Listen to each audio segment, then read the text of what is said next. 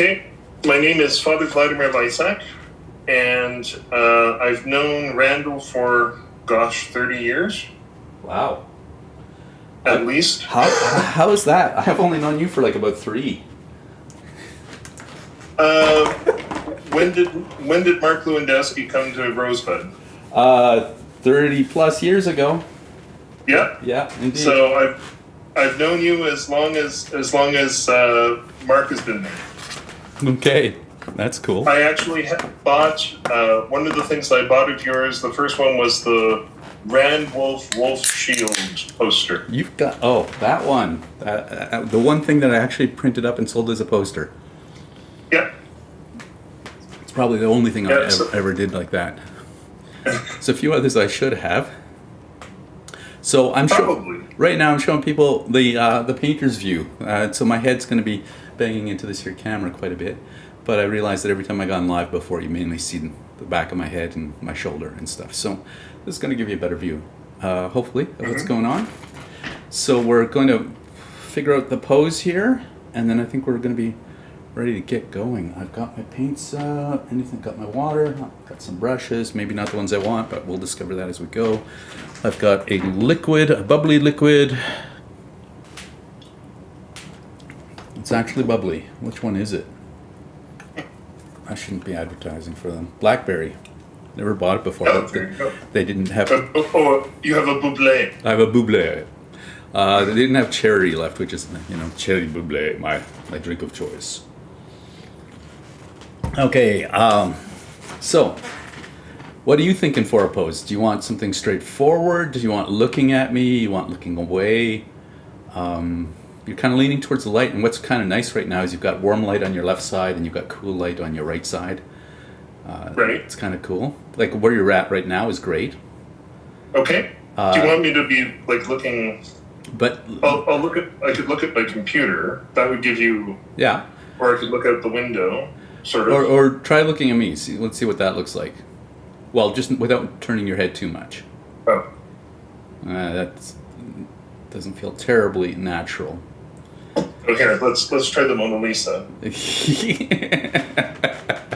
You're comparing yourself to Mona Lisa. That's great. Okay, what do you feel comfortable with? This might work. Okay, I'm going. Is this okay? Yeah, and I'm going 11:14. I did find that canvas that size, so okay. That's what we agreed upon originally.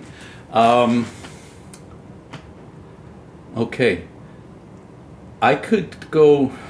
With this size, I want to go closer in your head, so I probably won't get the cross and everything. Are you okay with that?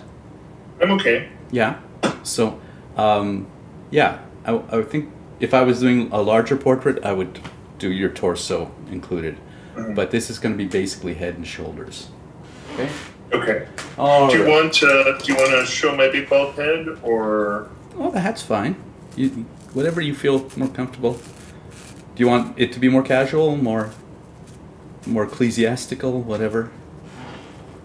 Well, ecclesiastical is fine too. Which do you prefer? I mean, I think there'd probably be a glare from my big bald head. There's no glare that I can't deal with. I'm not worried about that at all. So that's I'm going to make it your choice. Let's keep the hat. Okay. We'll keep the mystery. All right. Okay. So I'm ready to dive in here. I'm just going to check how we're doing live. Everything seems to be streaming okay. Okay. So, hey folks. Oh, there you are over there. Never know where all the cameras are these days. I should put another one behind. Oh well, next time we'll do that. But two will do for today. And these are the main ones. Okay. Okay. Off we go. So if you're watching the computer, you're going to actually be able to watch the process, right? Is that what you're doing? Okay. Yep. All right, here we go. And, well, this was a bad choice. My camera's mounted up on that top thing, and that thing should be down here. I might want to move that, and I'm going to switch cameras so that people don't get a headache while I move it. Hang on. And just let that paint drip down there.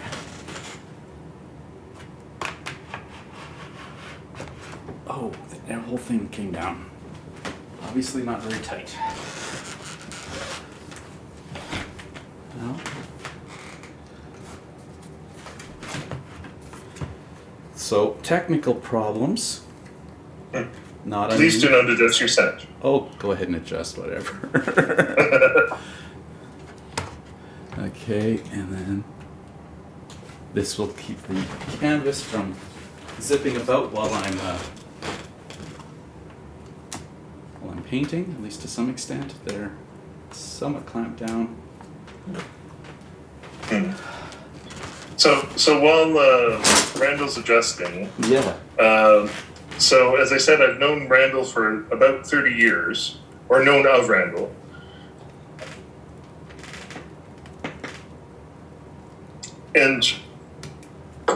But I haven't been a priest monk all of that time.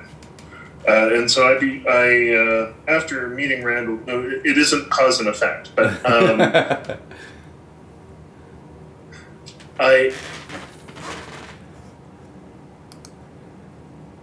I ended up going to Finland to become an iconographer.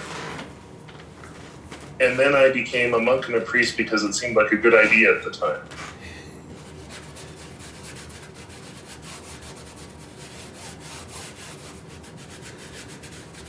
So, you're also one of my biggest collectors. I think you, outside of my family members, own the most number of in fact, probably more than most of my family members do too. You own the most number of my paintings. I think so, out of everybody in the world. So there you go. Excellent. Yeah. So owning 3 paintings is your biggest collector. That's it. Excellent. And you probably made a total of investment of. Well, we shouldn't talk about that, should we? Oh, let's go away. Excellent.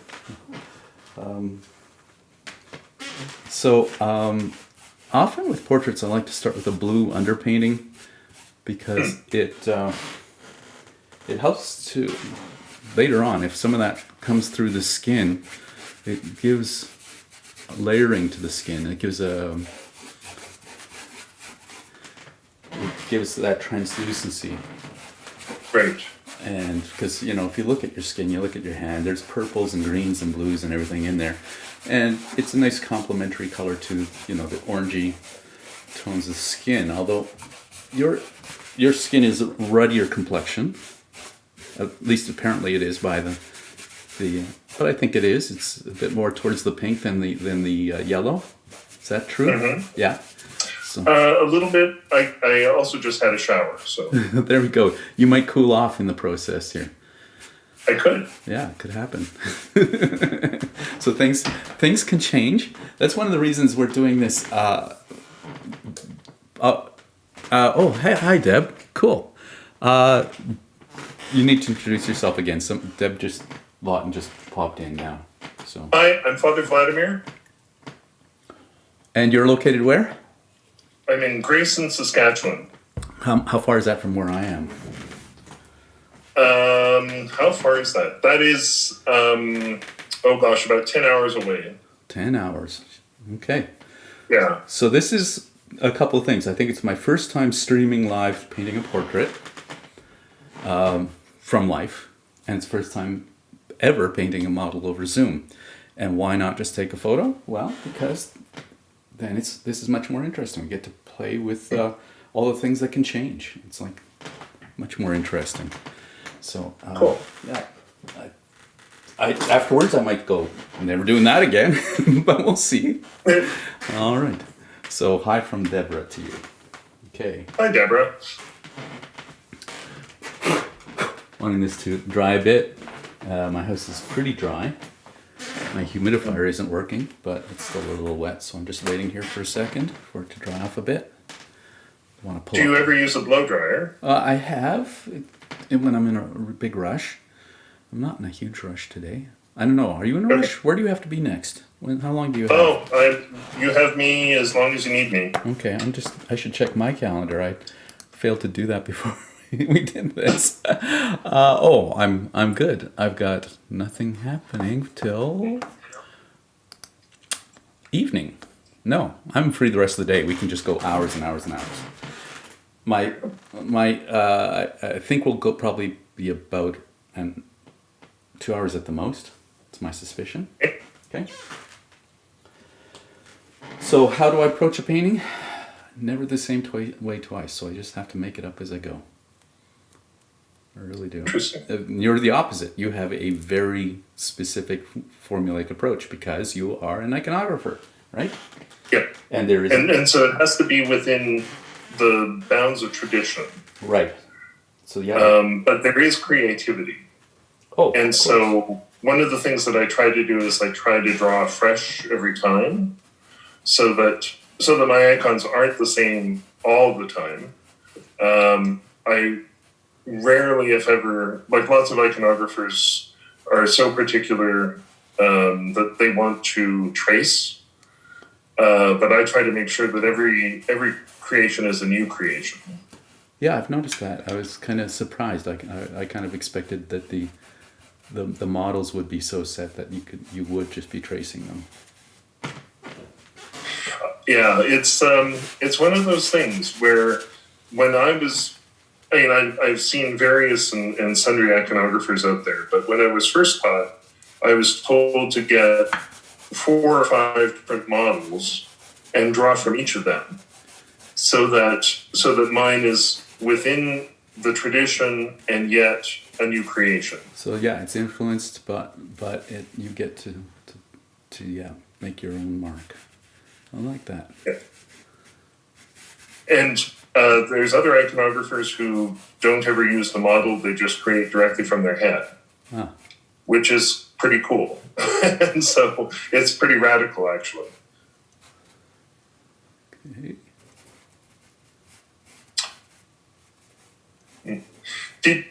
Now you said you're using burnt sienna,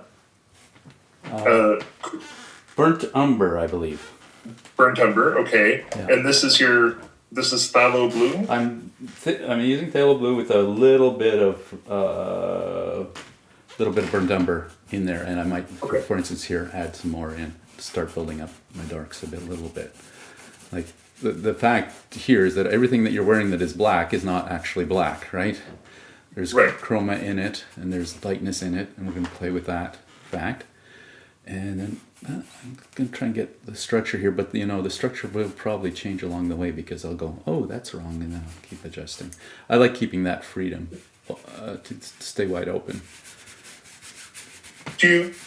Are you using, what are you using as your medium? You're using just water, or are you using acrylic medium? No, just water. And there'll be some that will criticize that and say it doesn't have enough adhesive power, but I haven't run into any problems with that in the end. Okay. So, I paint pretty much from the gut, mostly, to be honest, and I just use whatever inspiration I can get from. Okay. Oh. Okay, so we're going to move that into far more. There we go. We're going to, and maybe even further. Now, I'm not assuming that, of course, that the monitor color that I'm looking at is correct. So I'm going to, I might take some liberties with it. And besides which, I do kind of, my style is I do somewhat adhere to shape.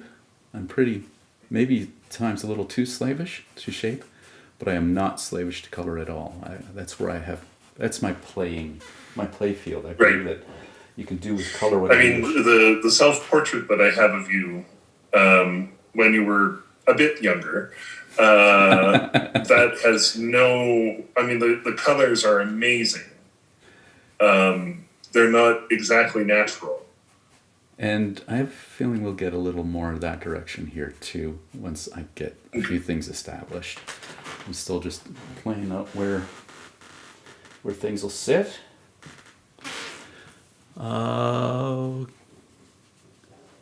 Yeah, I did a portrait of Deb, who's online now, and I did it at an outdoor event, a fundraiser. I think I did it, and did it well, I would think it was supposed to be 15 minutes, but I think it ended up being, which is one of the things I do, is 15-minute painting. I think it ended up being more like a half hour or 45 minutes. Oh, wow. So, which for me is a huge long time. So, you're starting to show up. I think the fastest I've been as an iconographer, painting an icon from beginning to end, is an hour and a half. What? How can you do it in that time? I'm assuming everything's going to take like half a year. No. Look at it. It depends on the subject and how complicated it is. But I've met or I've heard of an iconographer who's even faster than that, who can paint from beginning to end in half an hour. And it's like, I would love to meet him so I can figure out what it is that he does. Well, but does that include like the golds and all that? Or is this... No, this is just the painting. Just the painting part. Because that, I guess I'm also thinking of all the prep work and all that's involved too. Right. If I have a panel, if I have the drawing already, that's about an hour and a half to 3 hours. Oh, so okay. I had one teacher who said, if you can't have an icon finished in 2 days, you should take it to the woodpile to be burned. Oh, okay. Yeah. Well, here's the thing too, is I used to take forever on all of my paintings. And I still do. I have some that are sitting waiting that have been years in the making and are just not getting anywhere. But that's partially because I've given up on doing those long-term. Most paintings I do now, that if I don't get them done in one sitting, they don't get done. Or one standing, as I'm standing today. Right. But I have a feeling my back's going to give out on me somewhere along the way here. Here. Yeah, because I'm also having to duck under this phone the whole time. It's a whole new experience. Well, I mean, I'm happy to be the test run. Yeah. Well, and here's the thing: is if this is a working scenario and it works out, I mean, I could be doing this on a pretty regular, maybe that would be cool, weekly basis or several times a week. Okay. I find with so when I was mentioning my friend Father Arseny, who said about the woodpile, he spoke about that because you lose inspiration, you lose momentum. Absolutely. And so sometimes there's icons which are just so labored that you don't have there's no life in it anymore. Yeah. Absolutely. I've had the same thing with paintings, and what sometimes has happened is I just throw them into the corner of the studio, and they sit there, and then when the time comes, they speak to me and say, "Hey, it's time to take this on again." Yeah, I agree with you. That happens too. I mean, I'll start an icon and it's like, nope, not the time. So then it has to be set aside, and then sometimes they just say, okay, now. Mm-hmm. I've got one of my, it's one of my wildest ones. It's from my college days. It's up on the wall here, and it was gone for the longest time, but it came back into my possession for a little while, and it reminded me, it was exactly that. Sorry, I'm moving this eye over. It's all in the wrong place. And that one was exactly that. It was labored. It was self-conscious. I'd worked on it for a couple of weeks, I think, off and on. It was a pretty simple painting, but it just wasn't doing it for me. And then I threw it in the studio corner, pretty frustrated. I probably actually threw it. And then, one day I looked at it and went, oh, I should change that one stroke. And I started by changing the one stroke. And within, I think, an hour and a half, I'd repainted the whole thing. There was a bit of the original surface left, and it was way better. I mean, then it was complete. And it's actually the one painting I could have sold over and over again. Oh, wow. Because people have always asked for it, and it's always been bizarre to me that people would like this painting. But here's the thing about it. It's never left my family. So I don't think my family will let it go. And it's kind of bizarre, because it's It's almost violent. I mean, well, actually, it is. It's a painting of a wolf in a trap, done quite abstractly and with big broad brush strokes, and pretty crazy piece. At some point, I'm feeling I might have to not talk quite so much, but in that case, maybe you'll end up doing all the talking for me. All right. You could give a lesson. I could. What would you like me to talk about? Preach a sermon or... All right. I could do that too. I'm liking how things are progressing in the painting. It's interesting how you're building up the colors. And I like how you've put the apples in the cheeks already. It was one of the most obvious choices to get some color happening, and I think part of the problem of painting a video image is it just doesn't carry all the same kind of color. And I really want to get in here like this, to be honest, at this point, but well, I may not be able to. Okay. Having that video over there is helpful. It's helped me to actually see what's going wrong. So cool. See? Yeah. Like usually I step back, but I don't have a lot of room to step back today. So I think...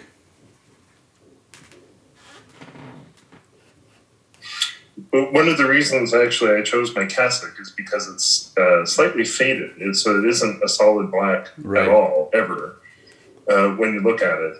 And with the differences in light coming from behind, light coming from the slightly obscured window, and then the big halo light, it really gives you a challenge. Well, I like the variety of sources we've got going on here. Okay, seeing some.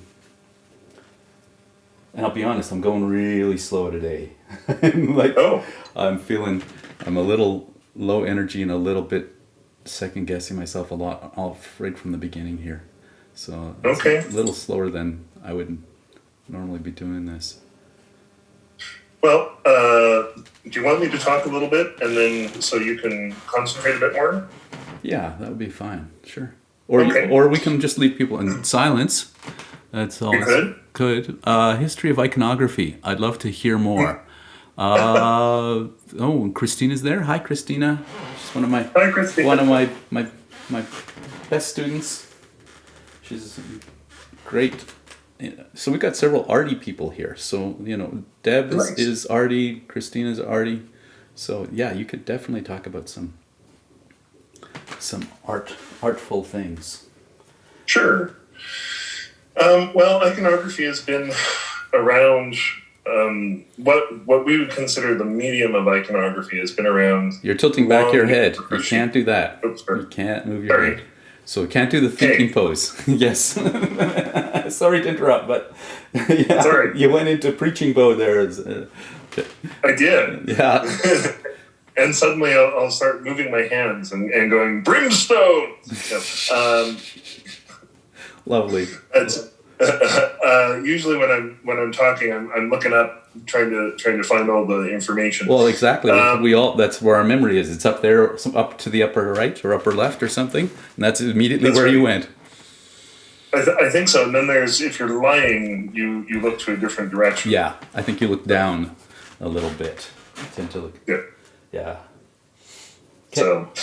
So iconography. I'm going to keep my head as still as possible.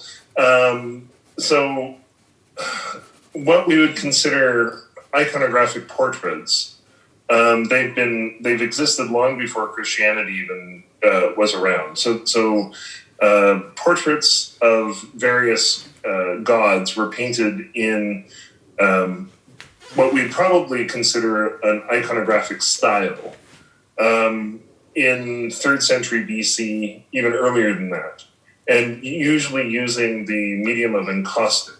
And so encaustic is using molten beeswax and dry mineral pigments And so the beeswax is your medium. And encaustic has been making a comeback most recently, not only for iconography but for regular fine art. Yeah, I know quite a few. I know quite a few encaustic artists. Yep, that's really cool. And with all of the new tools that they have, I can only imagine how difficult it was when they didn't have the frying pans full of tin cans and all of the new things that we have available to us. And so some of the earliest icons that we have in existence, there's one which is very famous, which is known as the Sinai Pantocrator, which is a portrait of Jesus, which dates back from the 7th century. And that is in encaustic. And then eventually encaustic was replaced by egg tempera. Although I'm sure egg tempera was also being used in other places, but it was probably much less flammable and much easier, much more portable. Important when people are burning candles in front of it. Yes. Yes, exactly. So and so things became rather egg-citing. No. Anyways, so you're using the yolk of an egg. See, I live alone. I don't get to pun. so this is good for me.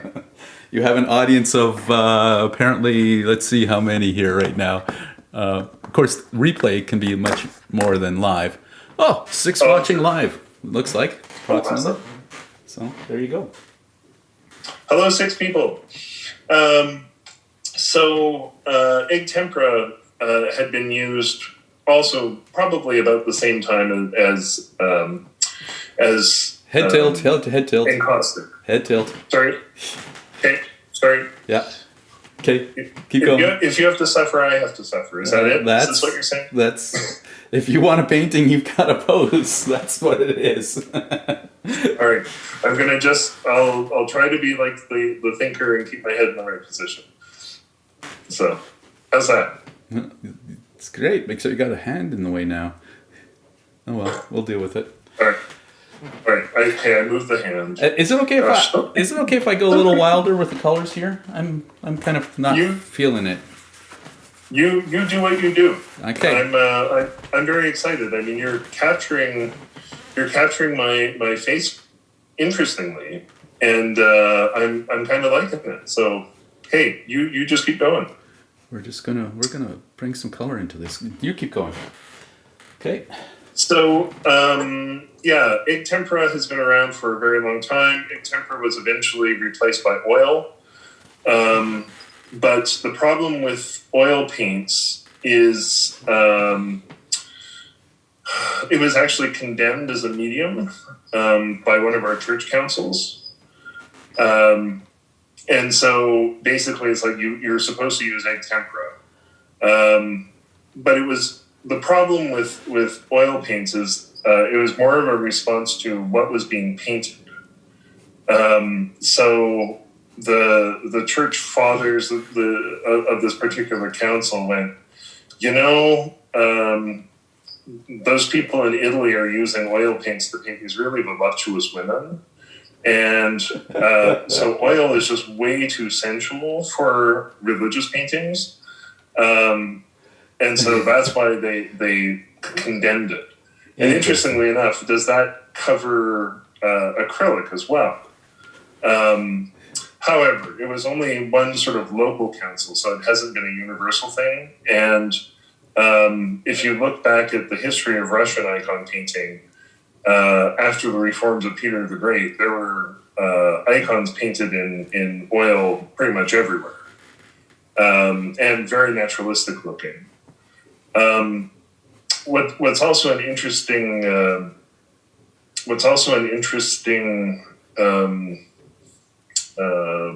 how do you say development is we have this idea that there's a very particular form that is used for painting icons, which is this very stylized the style itself has become sort of a religious thing. But that was the only way people were represented anywhere for the longest time, in books and in all publications. Like if you wanted to show a painting of a dinner party, well, then you'd use this style, this form. So it wasn't that that the style itself is sacred. And there's nothing that keeps us from. There's nothing that says that the church has a stranglehold on the style or the technique. There's this one fellow who's painted various rock stars as icons. So if you want to find an icon of Elvis Presley, for example, you can find it done in a beautiful Byzantine style. Or there's another fellow who's actually been excommunicated by a lot of, by the Synod of Bishops in North America. He painted pretty much anybody as a saint and put a halo on them and said Saint Albertus Einsteinos, for example. So it's an awkward situation that we find ourselves now, because at one time there was like a sacredness to the image.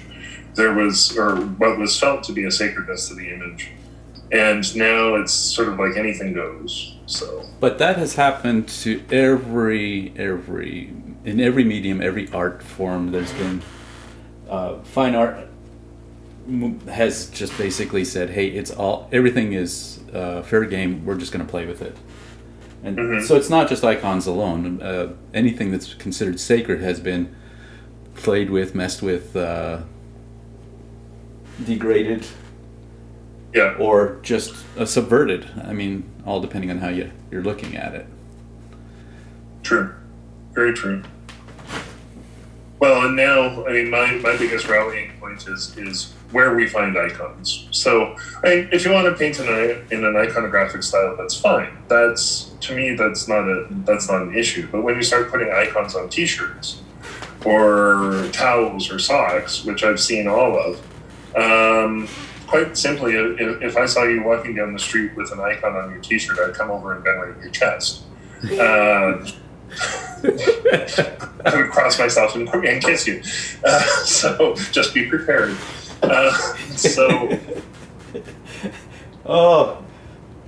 It's like someone said recently, say a prayer and pass the ammunition or something like that. Yeah, that's right. Yeah. Pray to God and pass the ammo. Yeah. I'm kind of liking where it's happening here. Yeah, I think this is going a good direction now. Let me take a look at it. Oh, on the screen I'm not liking it as much, but I think that's typical. When I step back, it's something that I teach my students a lot, is that when you're up close, you're only seeing a portion of the image at a time. Yeah. You have to step back and you see the whole thing, because it's not just a theoretical thing. It's actually how the eye works. The eye can only focus on an area about the size of a loonie held at arm's length at a time in any detail. Sure. The rest is just peripheral vision, and we think we're seeing everything in focus and in detail, but it's because we see more like a movie, and it's not even really like a movie, because the brain works so much different than any mechanical device. Yeah.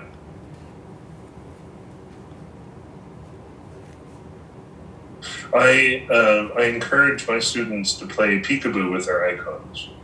Yeah. So, like, you put it up because, as you're saying, I mean, we're so close to it. But with an icon, it's going to be hopefully in your icon corner or somewhere in the church, and you're not always going to be 30 centimeters away from it, or a foot away from it. Yeah. You know, so see it in different lights, in different angles. You're gonna glance at it while you're vacuuming. All of these things help you to see the mistakes, and or help you to see where things need to be improved. Another thing that I teach my students is turn your icon upside down. Oh yeah. Or take it to a mirror, and that will help you as well to see where things need to be improved. And yeah, I have an actual process for students in especially my beginning drawing class. Is they start off when in their breaks when they're drawing a portrait. First thing you do on your break, you go look out the window. Yeah, you rest your eyes. You look at the distance, and you get a different perspective. Then you take your painting, or then you go look at other people's drawings, and see what they've done, and see what great ideas you can steal. Get the stealing going early on, or get inspired by, and then you take the drawing and you put it in a mirror, and then after you've looked at it in the mirror, then you turn it upside down, and looking in the mirror immediately shows you the distortions. Yes. If it's skewed one way, suddenly it's skewed the opposite way, and it's totally recognized, and you go like, oh yeah, I can see now it's totally skewed. And then the last thing, I get them to turn themselves upside down. So they're looking between they're having to look between bend over, look between their legs, and why? It puts them in a different mode.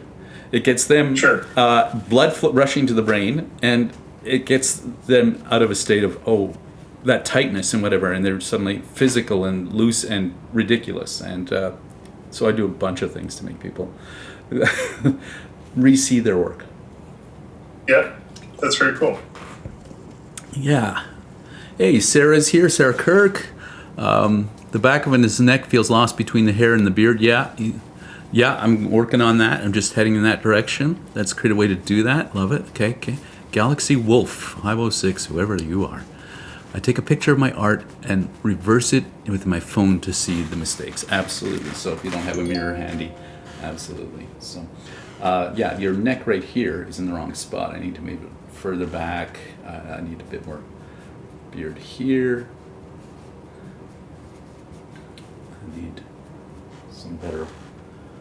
some full-on whiteness here. So that's cool. Like, interesting that, somebody's teaching contemporary art and approaches, or relatively, and someone's teaching iconography, are using some of the same techniques. Yep. Well, I mean, we're drawing faces. We're drawing. Yeah. I mean, the most important thing for an icon is faces, hands, and feet, and human anatomy. So I try to make sure all of my students. There's one fellow I was commenting on. The poor guy, he painted Jesus' hands, and Jesus has no bone structure or muscles, or it was just really sad. And so I commented, I said, oh, those poor hands. And so he goes, well, I didn't realize you were perfect. And I was like, sorry, hang on. I'm actually trying to help you. I'm not trying to shame you or anything like that. Yeah.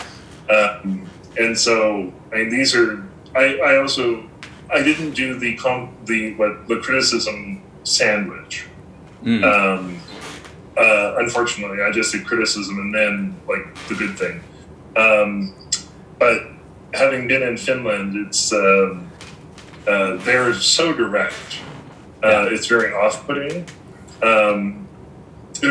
But then again, Russians can be even worse. So they'll look at a piece and they'll go, "Oh, well, that's not too terrible."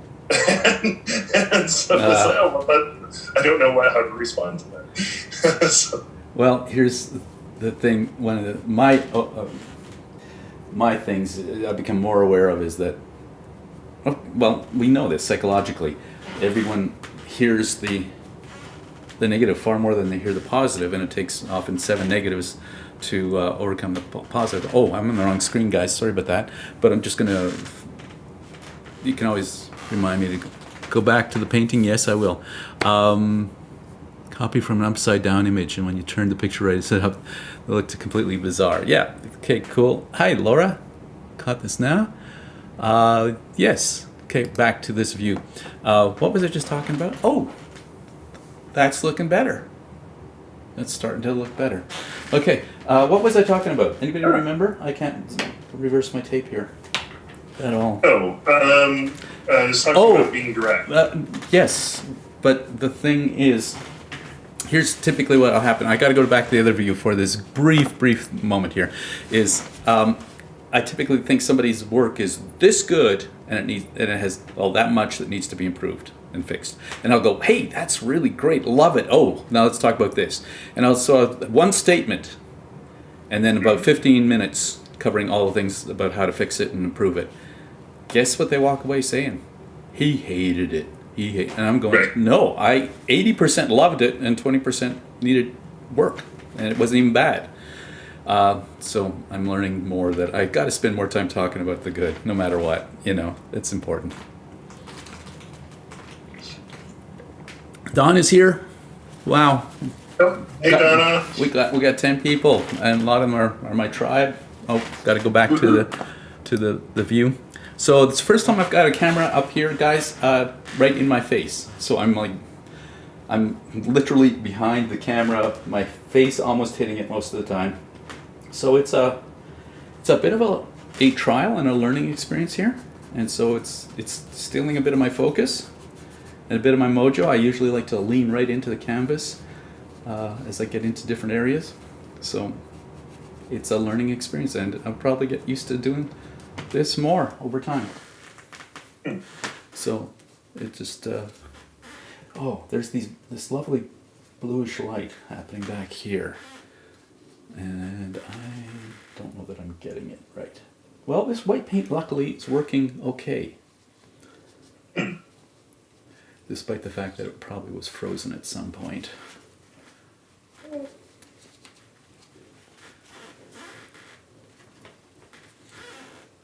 It does seem to be working. It is. It's not bad. And I'll be honest, I haven't done a portrait in quite a while, and so I'm feeling super rusty, and I'm feeling like maybe I'm making a lot of safe choices too, being online and all those issues. So I'm looking forward to doing this more often and get my mojo going more. But even this is not turning out horrible so far. Oh, sometimes it does, Sometimes you're just like, oh, what am I doing? You just want to throw it away. Off to the wood pile. And no one ever sees it, right? That's the beauty. Oh, no one ever. Good thing no one ever saw that one. Oops, right. Like that color I just painted there. It's like, it's pea colored in your beard, and I don't like that.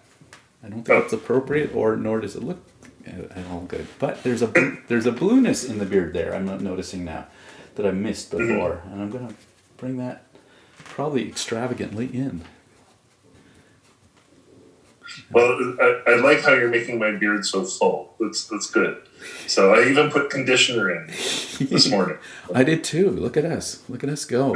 We're getting all duded up for the online crowd. Okay, now I'm concentrating a bit too much on a few things, and I need to spread my attention to the whole painting here. Like I haven't. Right. You're doing trees instead of the forest. Yep. Happening quite a bit here. But I keep seeing things in there, the little details that I want to fix, and I'm missing the big stuff that really needs to happen. So let's get in here and start doing some of the big stuff.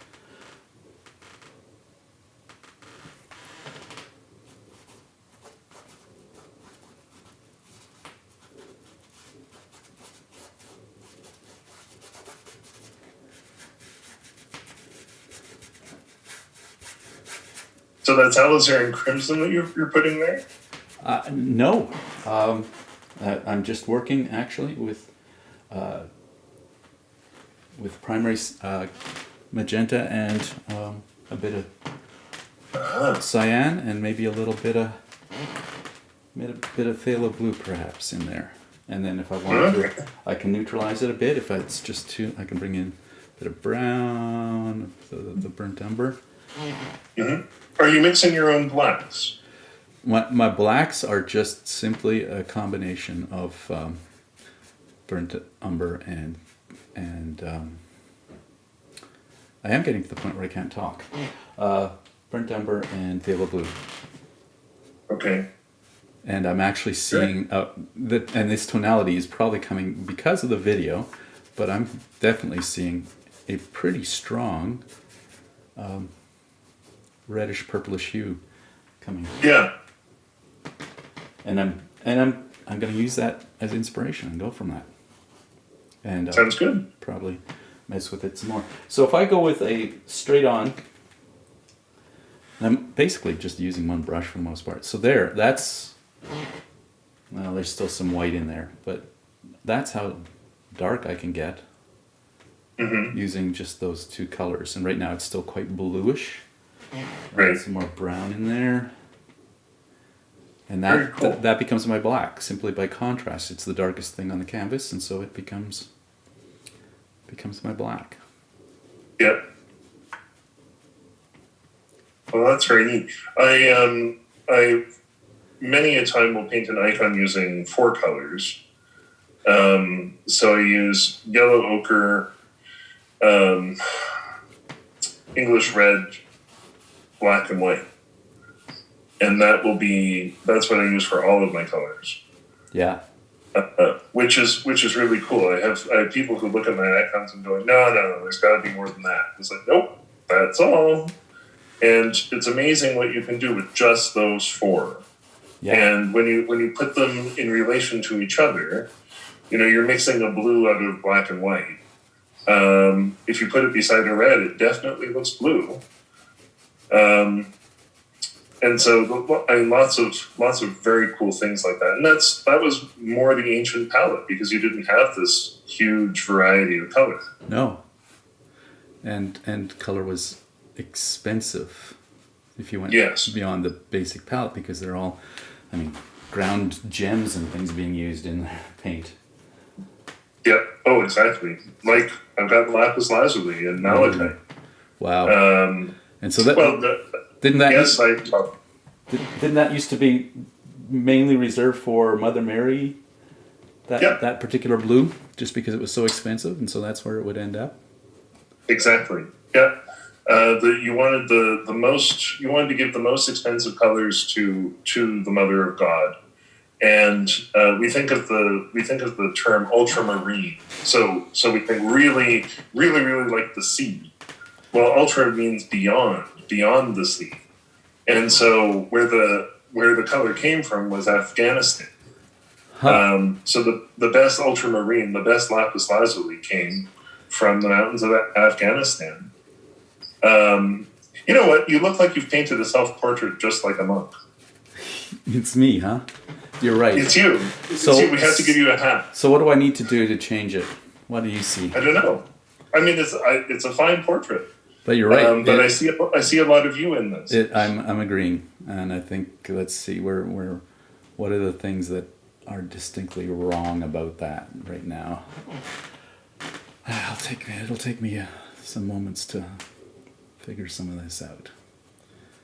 I love what you have here. Honestly, it's great. I love the colors in my face from what I'm seeing. I love the colors in my face. I love the blues of the beard. Like you've really managed to capture a lot of what makes me. But I see you too. Well, don't they say that an artist always paints themselves? That's right. Except this is a little too literal, I think, right now. I think I'm in agreement that I need to find something more. And let's see what. I think I painted more my nose than yours. Yours is a little longer, so we're going to end up, mine's a little curvier, bigger and shorter and curvier. Mm. So I think that's one of the things we're going to have to do here. It's going to be a little bit of touch and go, yeah. Mm-hmm. That's really cool. So,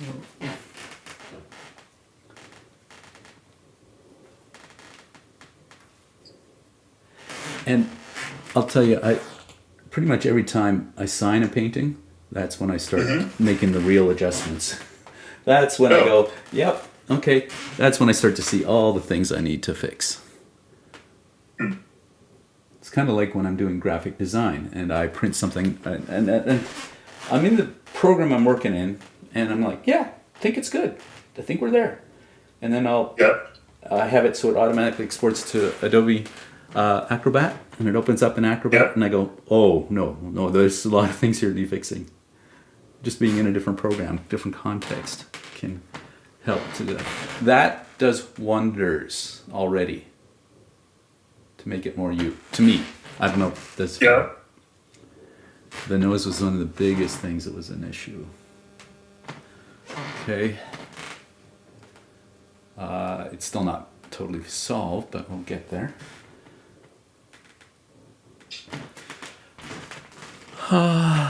It's the tip of the nose, yeah? No, Angie, I cannot talk and paint at the same time. I'm having a severe problem doing that. Something's walking in my door.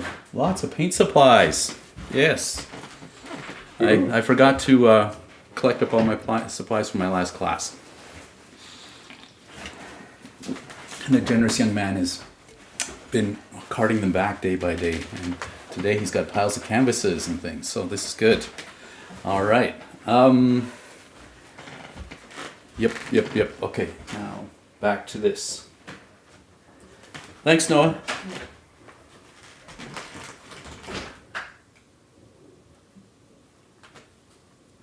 What color are your eyes?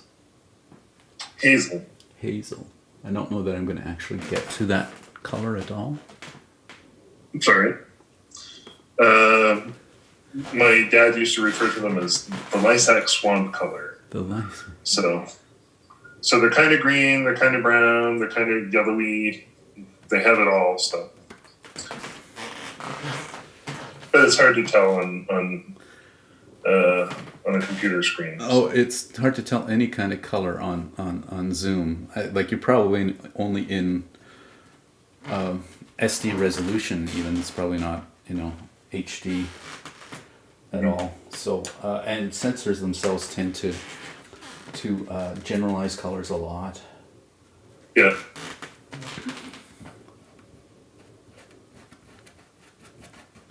It's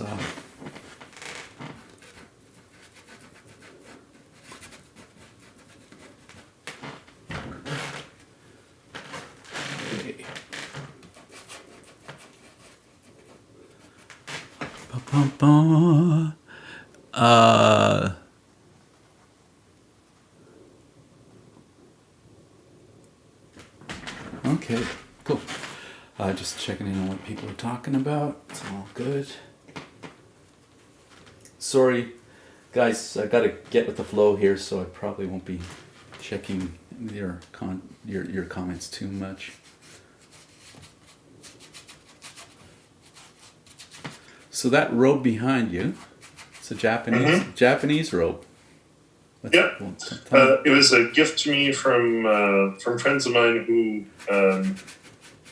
one of them was a stewardess, and so when I was leaving Finland, they gave it to me. They said, "Well, we wanted you to be comfortable, and so here's a kimono."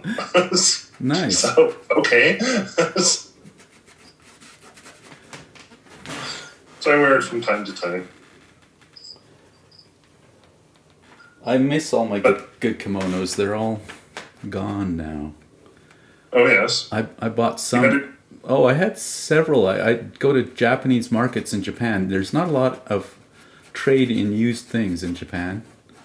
People are all about the new, but I go to these markets and I find, people are ditching some of their traditional clothes and whatever, and happy coats and kimonos and things like that. Yeah. There we go. That's better. Alrighty-o.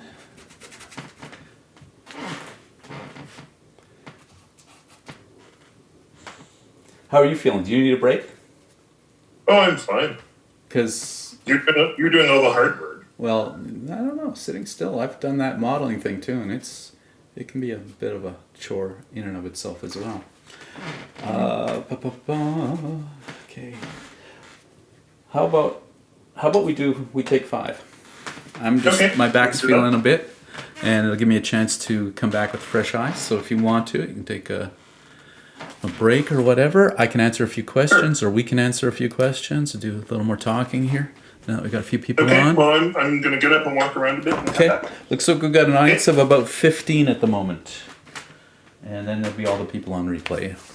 Okay, so let's see what's up here. Yeah, Angie, the whole talking and painting thing, that's a kind of a result of teaching. And it really is difficult at times. It all depends how much I'm concentrating on the painting. The whole thing I'm doing right now is a huge challenge to have an audience, to be doing all this live. There's many artists that would think this was totally verboten, and you know, their art is sacred to them, and that's absolutely fine. I'm just kind of a goof, and so I'm playing fast and loose a little bit, and I have been doing public painting now for I don't know how many years. Probably about 12 or 15, maybe longer, but the big thing is I'd go to public events or fundraisers and grab a big canvas, 3x4 foot. They would pick somebody at random out of the audience, or they'd raffle off the thing. They'd have a 50-minute soundtrack, and I'd have 15 minutes to paint this giant portrait. And so I did that for a number of years. But all of it comes out of teaching. The fact that I've spent a lot of time doing demos and even painting on students' paintings to help fix them or improve them, and doing that and talking and thinking all at the same time. Serena, when you think, let's see this one here. When you think you finish something, then the moment you show it to someone else, you see every single mistake you made and you go right back to adjusting. Absolutely. And that means that's not a bad thing to do, is to show it off, show your mistakes. It gives you a new objective viewpoint. We get caught up in our own subjective viewpoint on something.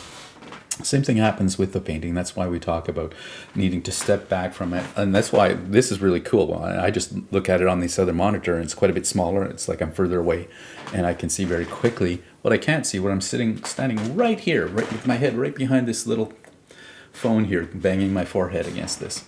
So, yeah. I see fullness on the left mustache. Yeah, cool. We'll get back to that. Cool. Painting, watching later. That's fine. It'll be pretty long. You might want to zoom through, turn it into your own. At some point, I might turn it into a time lapse. But the problem is, I got too much stuff going on. If I had someone else to do it, I would do that. I see a bit of difference around the mustache and beard now. His beard is a wee bit bushier and pronounced. It's bushier and pronounced, but it's also thin. So I'm going to play with that a little bit when I get back to it.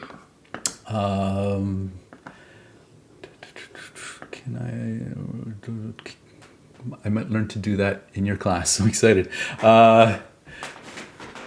Yes, you are going to, Angie, you're going to come to my class and you can learn to do a portrait from life.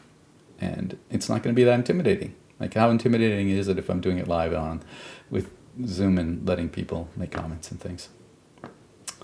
Yes, thank you, Deb. I think there was an improvement. Oh, my confidence is built out of having nothing to prove to anyone anymore, not really caring what people think about me a whole lot, and wanting to share the love and take a.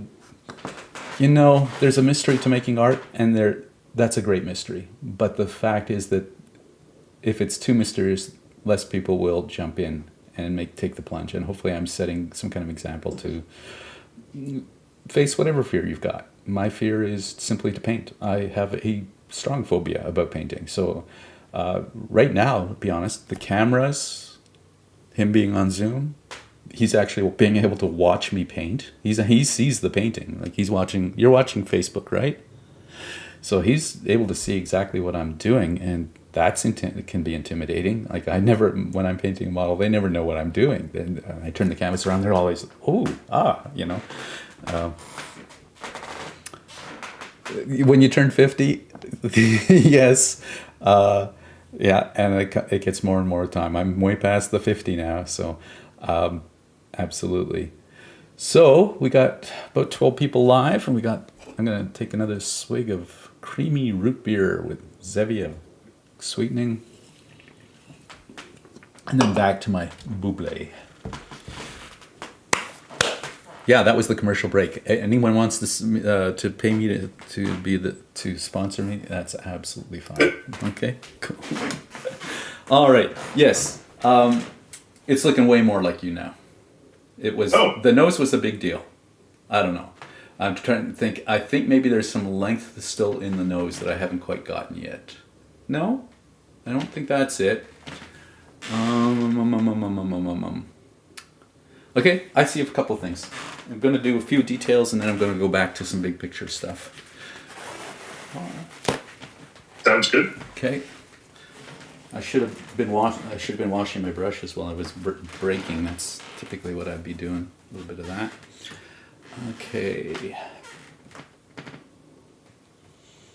So I hope you don't mind that this whole thing is a little more traditional than some of my usual stuff has been. You okay with that? I am perfectly fine with all of that. Okay. Yeah, all good. Okay.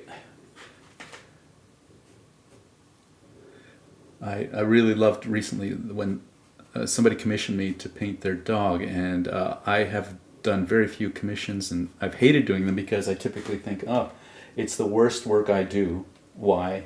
One of the biggest reasons is because I tried to start painting what I think people want me to paint. Well, this particular person said, I'd like you to do this for me. I love how you paint. I love your style.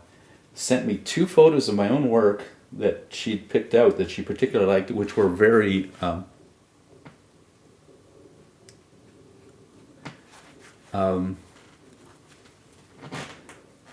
very loose and very colorful. Yeah. The exact opposite of what I would typically do in a commission piece. And that just gave me I went, oh, she's hiring because she likes what I do, not because she wants me to do what she wants me to do. Yeah. And that gave me some freedom and some confidence to get in there and do it. And play. Yes. And yes, if you come back and we do this again, I'm going to have more confidence and I'm going to play more and I'm going to start to knock it a bit more out of the park than I'm doing now today. Or maybe you're catching me before I'm done. Like I'm so old that this is the last painting I'll ever do that it's going to be any good. If it is any good. There's always that possibility too. Okay.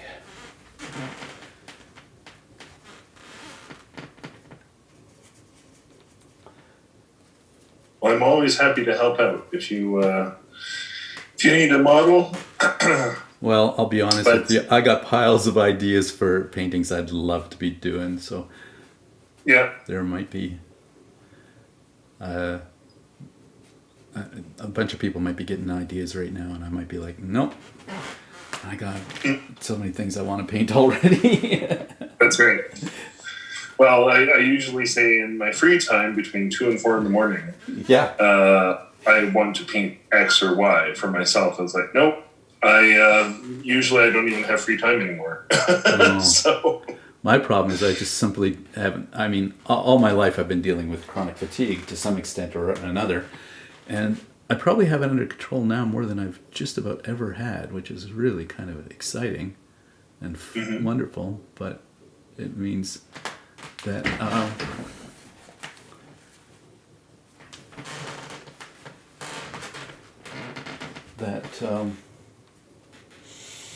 energy's always at a premium.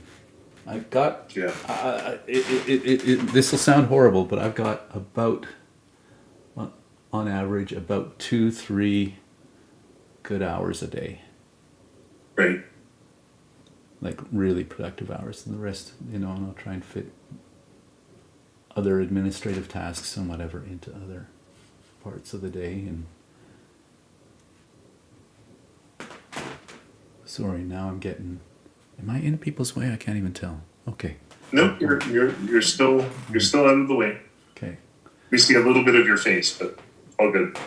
This is where I like to get in tight and play close.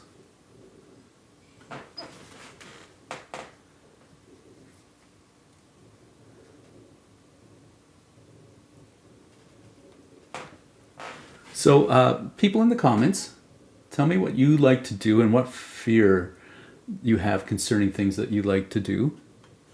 Tell me what challenge you're going to take on in the next day or two to face that fear, to push yourself beyond your boundaries or your energy limits or whatever it is that's you feel like is standing in your way.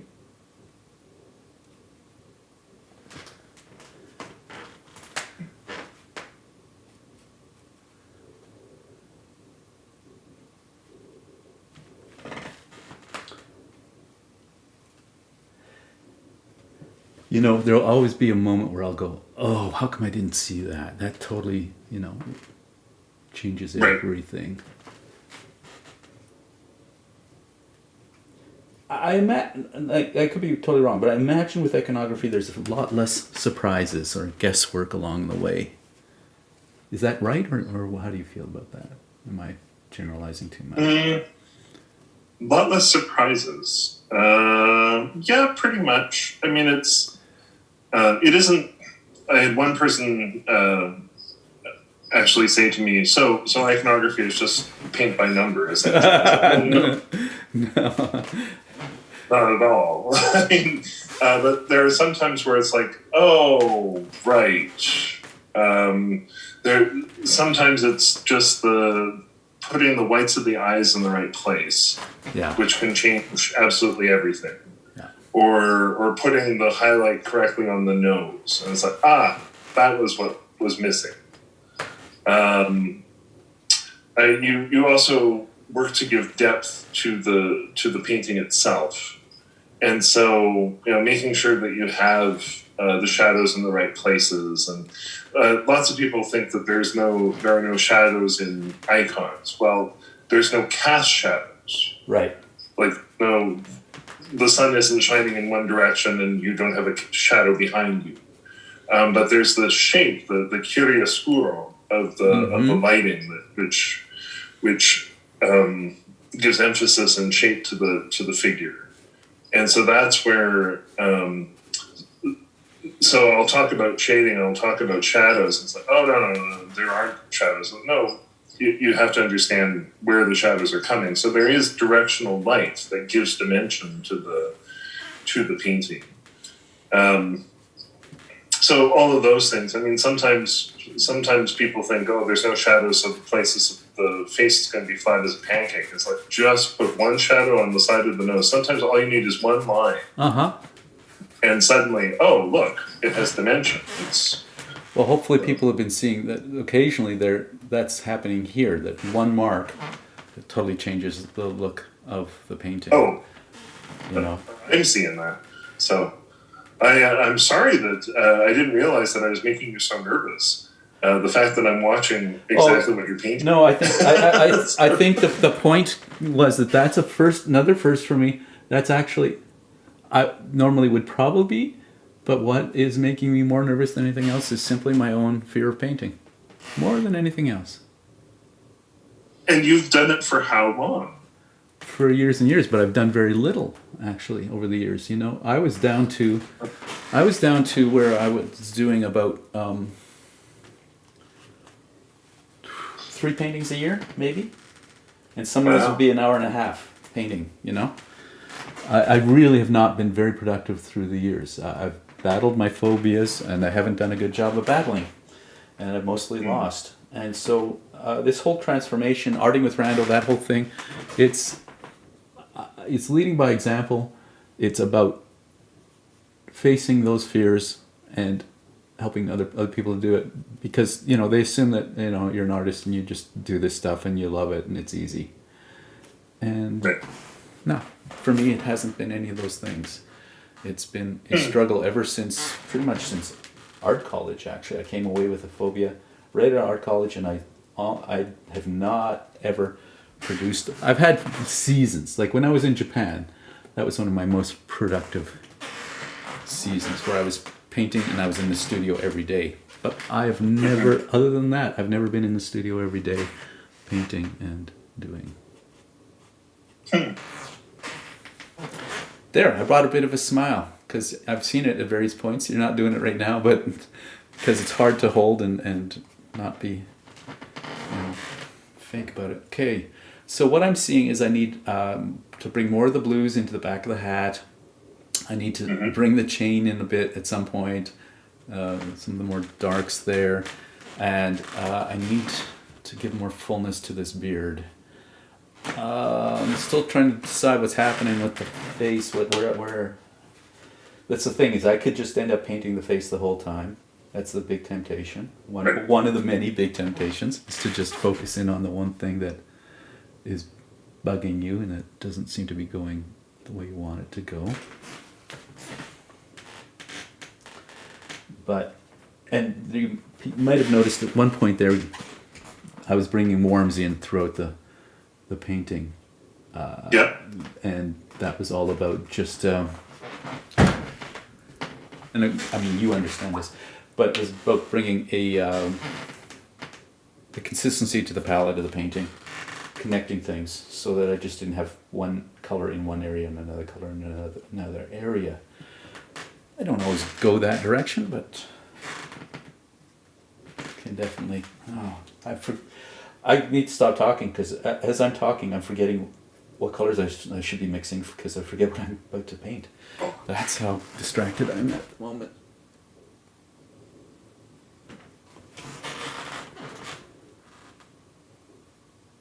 Okay, so this is bugging me. This blue is too turquoisey. I need something a little more ultramarine, so I'm going to bring some, and I'm going to go darker so that I can build on top of it with my lighter tones. Well, I like those tones better already, and I want to bring some of those same tones into the background. I like them better than what I got going on back there.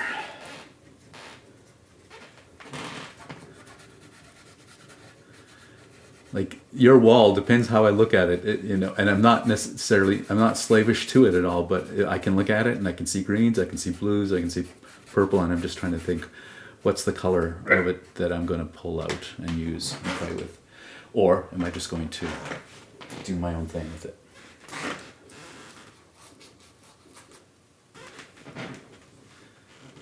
Okay, alrighty-o.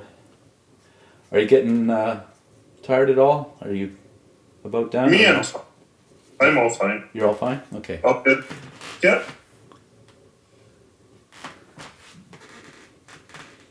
They're loving it every time I bang that camera, and they're just like, what? Going for a ride. Okay. Hello, all 12 of you. Let's check if there's been any more.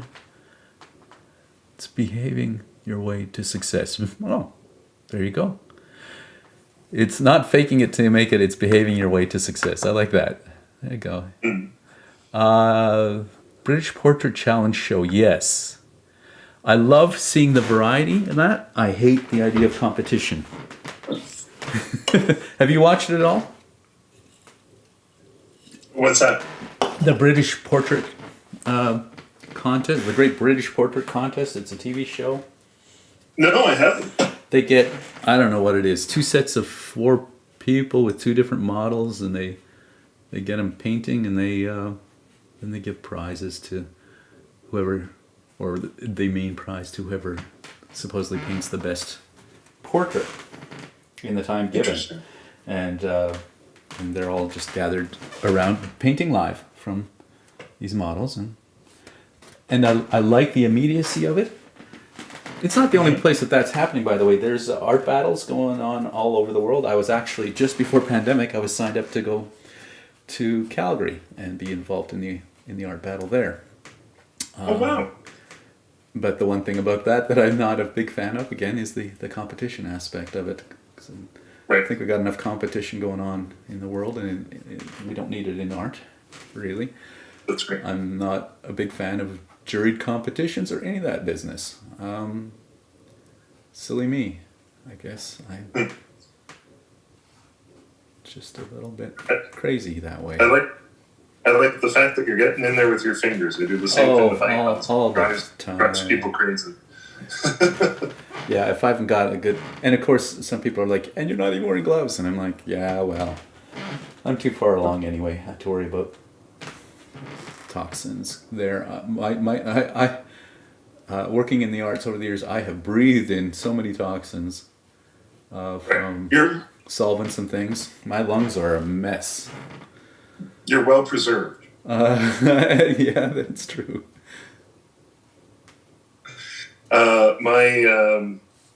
So last year about this time, I was watching pretty much every single episode of Ink Master. So the tattooing competition. Oh, and okay. Which was really, really cool. And I think I've watched every episode 7 or 8 times. And I took notes because of the fact that there are so many things that are applicable to iconography. You need composition, you need line work. That's hilarious. I mean, who would have? But how would you have like Icon Master? Could you do an icon competition show? And it's like, no, that's not what this is all about. That's the thing. Iconography is so different. Well, and you got to understand that television is so much about creating drama that they'll create where there isn't. I mean, I remember they did a Passion Play, several documentaries of Passion Play, and the one they did, they're coming up on their last rehearsal. It looks like a storm is coming in. What are they going to do? Oh, and then, commercial break.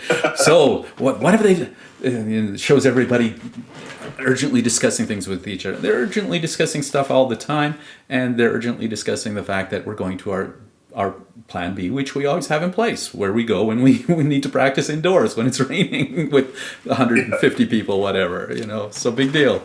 But they turn it into the big drama. Yep.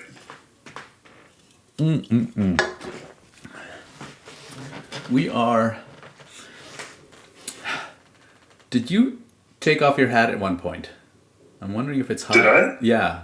No, did you? No, don't. If you didn't adjust it, I mean, it felt like it was higher, and I was just gonna go, do I need to put more forehead in? But no, there it sits right. Okay. What is bugging me right now? I'm trying to figure it out. I don't know. I took my hat off in the beginning because I thought you might want to. No, but I thought maybe. I was worried about the glitter on my big bald head. No, my question was if you did it on the break. That's all. No. No. Okay, then, or it might have just shifted up a little bit.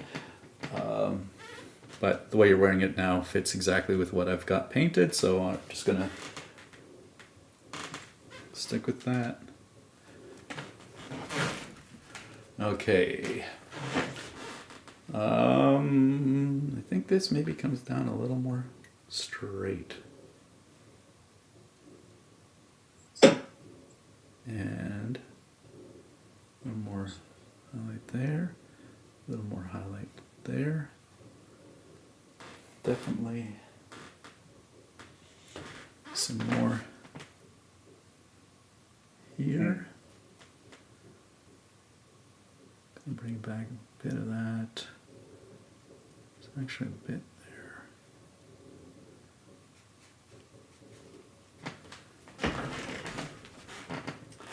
Gonna bring in some yellow on this side, warm it up a bit. Right. There we go.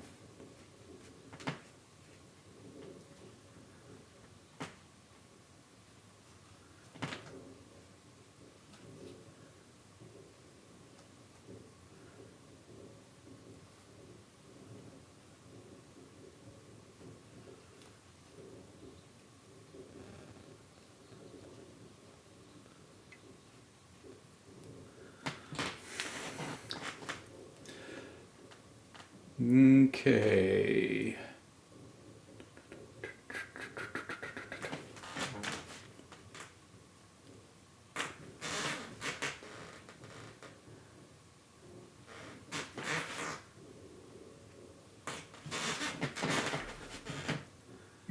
I'm totally weaseling my way around this camera. Okay.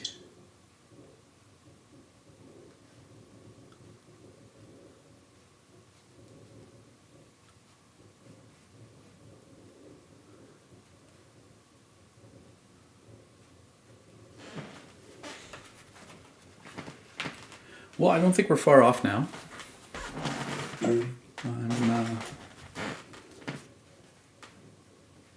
Probably another 15 minutes.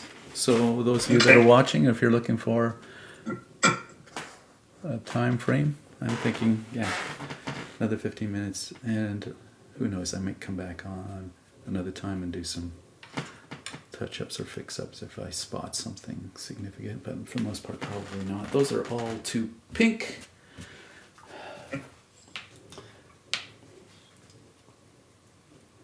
Let's find a better color.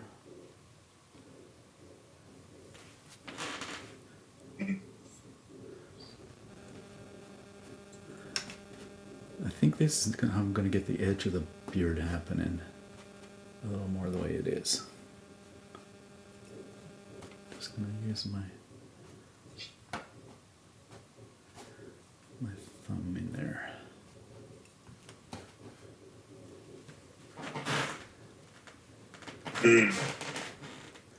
Now I don't know if that my thing now is like, ooh, is that too descriptive, whereas the rest of the painting's more interpretive.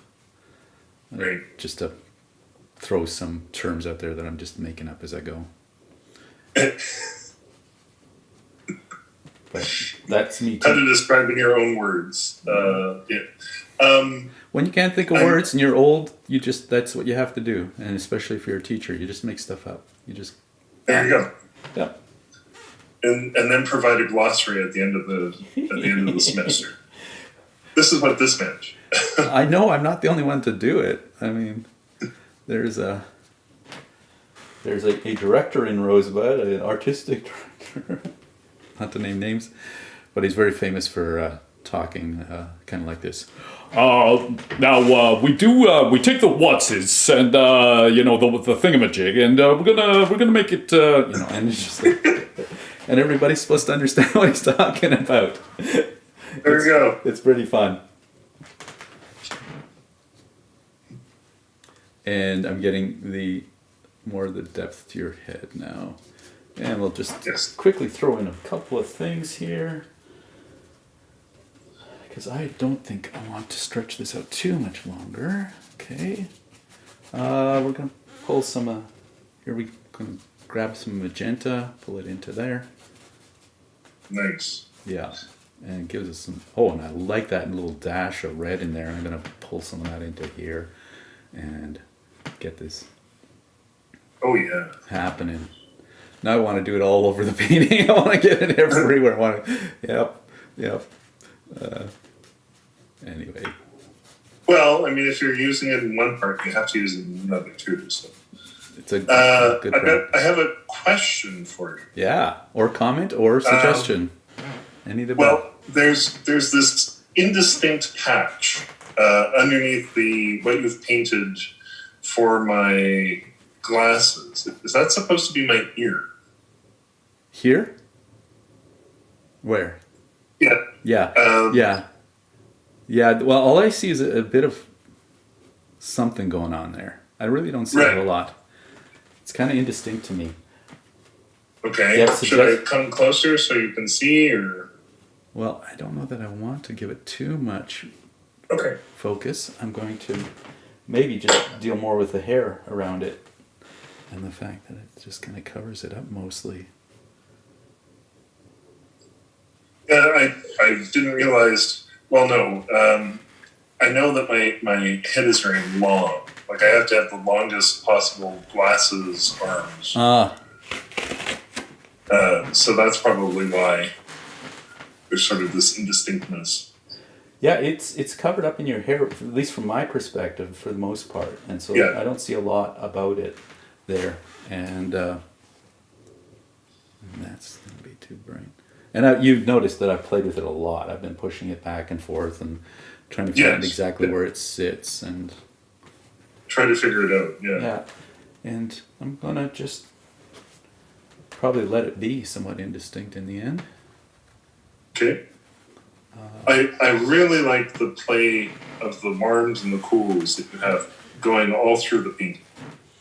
Yeah, and we're trying to play with the fact that we've got a warm light coming in from the front, and so I'm going to actually add some warms in here. And same thing, I'm doing just some generalized painting, and then I'm going to bring the lighter tones over top. I'm trying not to overwork anything, and that's always a bit of the danger in this whole thing. Right. Yeah. And when you start putting eyelashes on the cat, yeah. And then you realize you overworked it. And so the thing that, again, that dealing with students is they often want to paint the end of the painting at the beginning. They want to start with the details, jump in, get those things right. And I'm like, no. Did you see how I started today? Well, a lot of you didn't, but you can always watch it in replay. I started out as very loosely, just getting the general, and I didn't draw it out and turn it into a paint by number, right? It wasn't about filling in the blanks. It was about getting the overall look and feel to begin with.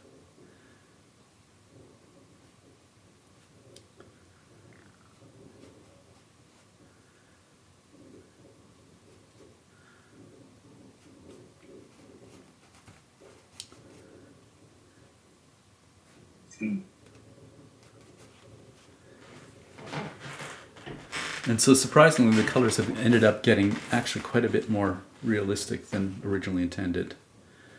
But with still lots of vibrancy, lots of brushwork, a lot going on. I think that's a bit harsh there.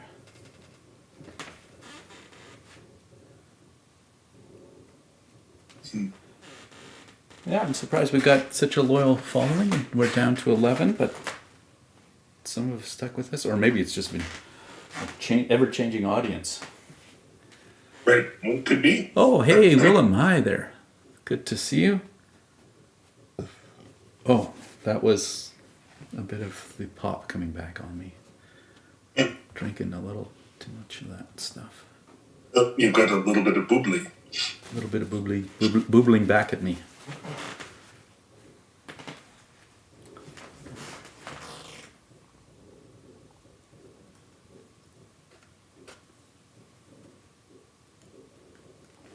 And like another thing that I see a lot of students doing is they'll get into something like that and they'll get to a smaller brush. And I'm like, I'm using the same brush, just using it on edge. Just tendencies.